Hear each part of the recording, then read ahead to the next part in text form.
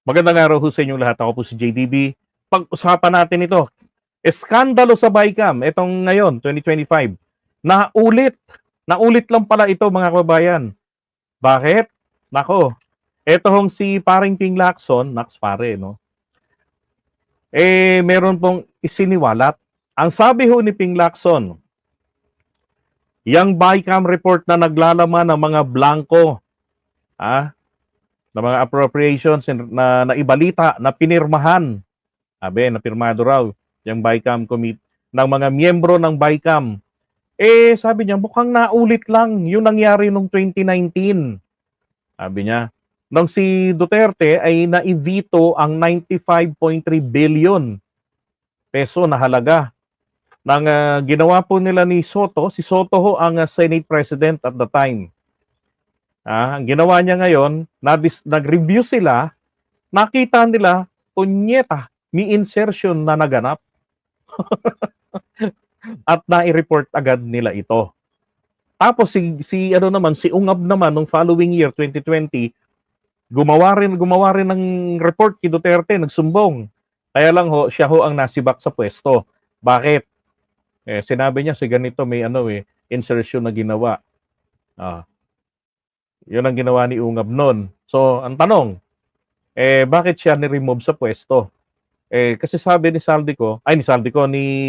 El Rey Villaferte, siya yung chairman ng Committee on Appropriations ng House. Tapos pinirmado niya yung BICAM.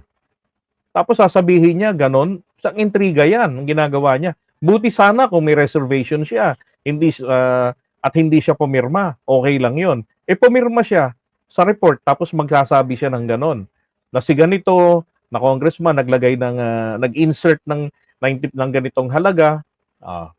Okay? So palagi ho kasi talaga, sabi ko nga sa inyo, kriminal po ang BICAM. Kaya dapat po ang BICAM na nagpa-finalize ng lahat ng mga usapin, mga panukala, bago maging batas dumadaan sa kanila, nagkaka-hocus-pocus po dyan. Kasi paiiralin nila dyan yung interest, yung intention po ng mga lobbyist na nire-representa yung isang sektor o isang malaking negosyante. Ganon. Halimbawa, i-impluwensya sa kanila yung mga drug lords. Imbis na aprubahan na nila yung panukalang bitay sa mga drug lords, ang mangyayari ho, i-vote no nila yon. 'Di ba? Kung ano-anong argumento gagamitin nila. Ganon. Pahihinain nila kaya yung panukalang batas para pag napirmahan ng presidente, walang kaalam-alam sa nangyari sa kanilang ginawa sa BICAM, ang mapipirmahan niya pala, napakagandang batas sa title. Pero yung nilalaman, nako, toothless, kumbaga. Alright, so balikan natin ito. Sabi niya rito, the Senate strong representation after we discovered, nilang dalawa ni Soto, anomalous entries in the printed enrolled bill. So, nung panahon po ni dating Pangulong Duterte, ang problema po, nakita nila dun sa GAB, General Appropriations Bill, na po nila nakita na mayroon ditong hocus-pocus na nangyari. Sabi niya. At ang matindi pa doon hindi po yan lumitaw sa BICAM report. So, nung time nila, malinis ang BICAM report. Hassle-free. Pero doon po sa BICAM, doon po sa isinubmit ng BICAM kay Digong, yun pong GAB, nandun po ang insertion. Yun ang sinasabi ko sa inyo. Ganon po kawalang hiya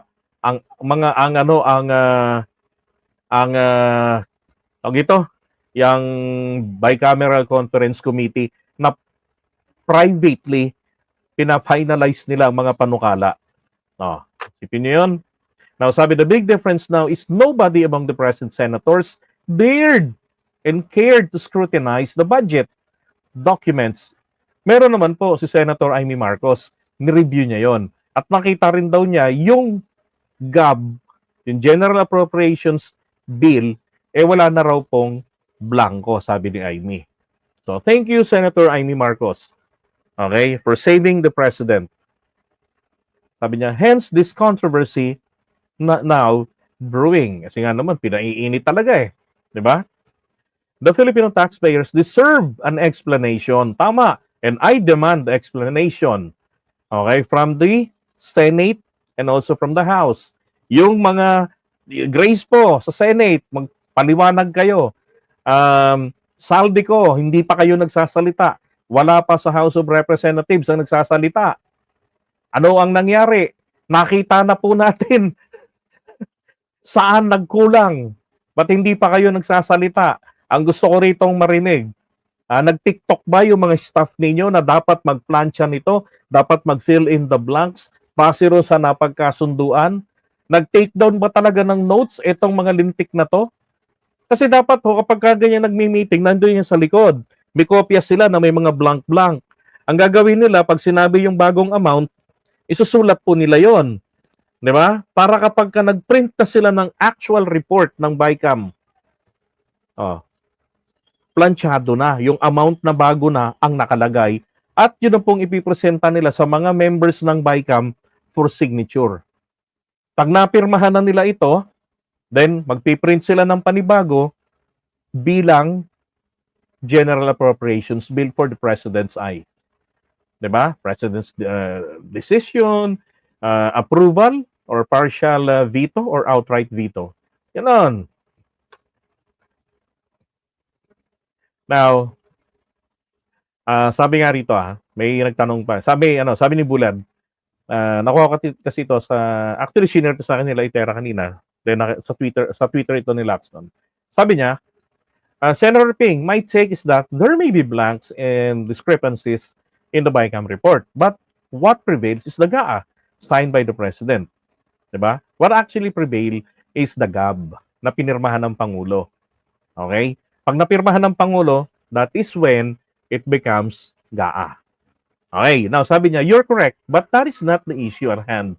It is the constitutionality mandated budget process that could have been compromised and violated, either through negligence or worse, deliberately. Sinadya. Diba? Baka ito nakaligtaan. O baka naman ito ay talagang sinadya. Sabi ni Ping Lacson. Kaya nga yung tanong rito ng the first couple, so yung mga senador na nagsabing wala silang nakitang blanco sa mga pinirmahan nila sa BICAM, ay mga sinungaling, a big yes. Now, sabi ni Ping, the Filipino taxpayers deserve an explanation, an examination of the enrolled bill, which is the General Appropriations Bill, printed by the HOR. Yung House of Representatives, Kongreso po kasi, yung mga HOR po natin ang nagpiprint yan. And comparing it with the ratified BICAM report will expose those responsible. Sabi niya.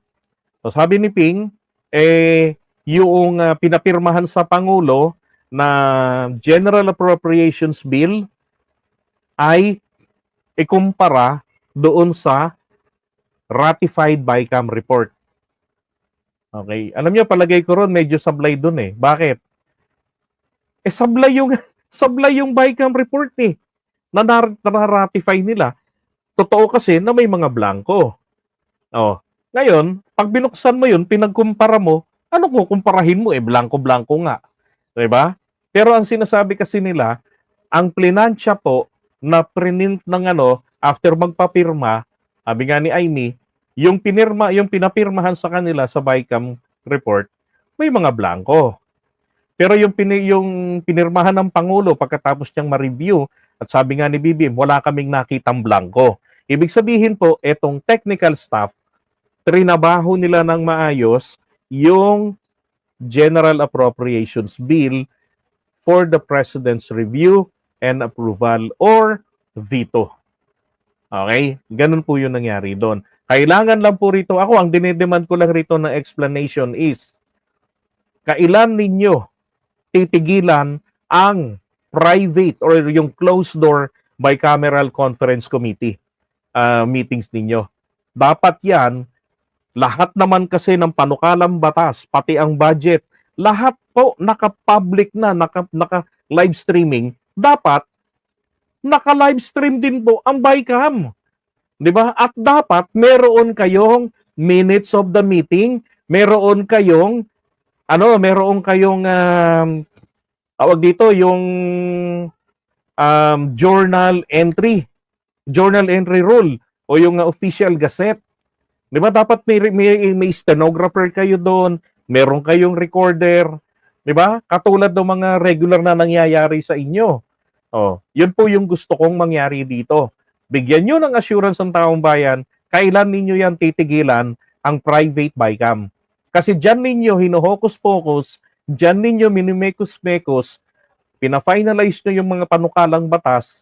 Ang problema, diyan ipinapasok ng mga demonyo ang kanilang mga interest. Diba? Pork barrel, kunwari may project ang mga lintik. Diba?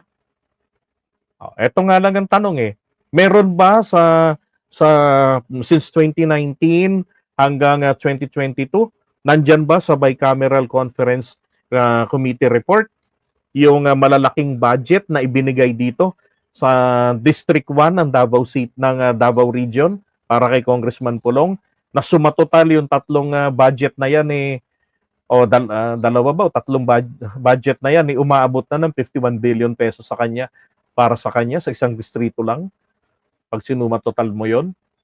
Di ba? Meron ba yon? Nakalagay ba yun doon?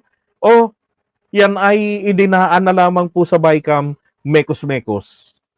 Dahil hindi naman traceable sino ang salarin. Dahil walang minutes. Di ba? So dapat po maging transparent po yan.